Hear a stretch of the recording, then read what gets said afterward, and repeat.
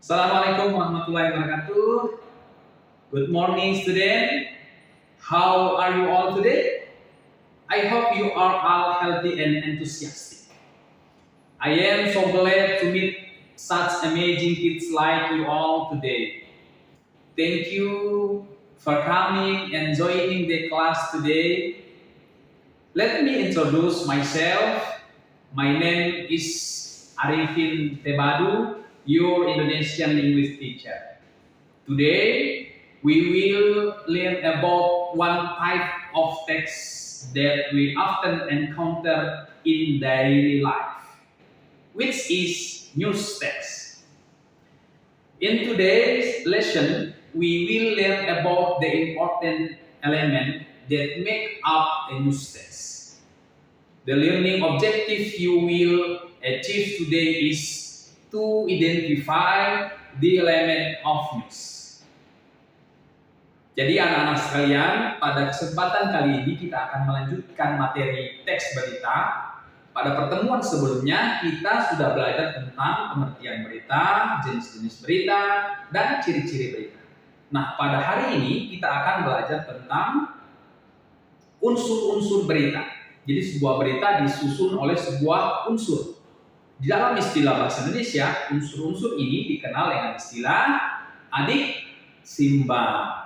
Adik simba merupakan akronim dari apa, di mana, kapan, siapa, mengapa, dan bagaimana. Jadi ada 6 unsur. Atau dalam istilah bahasa Inggris dikenal dengan istilah 5W plus 1H atau 5W tambah 1H.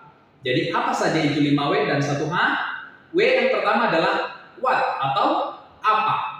Pertanyaan apa ini berkaitan dengan peristiwa atau kejadian yang sedang atau yang sudah terjadi. Yang kedua, where, di mana. Pertanyaan di mana berkaitan dengan tempat kejadian peristiwa. Ya.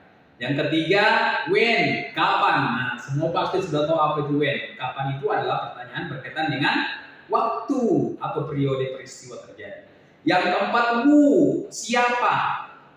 Pertanyaan ini berkaitan dengan identitas atau orang dan atau kelompok tertentu yang terlibat di dalam peristiwa itu. Yang kelima, why, mengapa. Mengapa ini berkaitan dengan alasan terjadinya peristiwa itu. Dan yang terakhir, yang keenam adalah how atau bagaimana. Pertanyaan ini berkaitan dengan proses atau cara urutan kejadian itu terjadi. Alright, student, we have learned a lot about the element of news text today. So, a good news text must meet the complete element of news and have reliable source. After understanding the element of news text, in the next meeting, we will learn how to write news. You will be invited to practice writing news about event happening around you.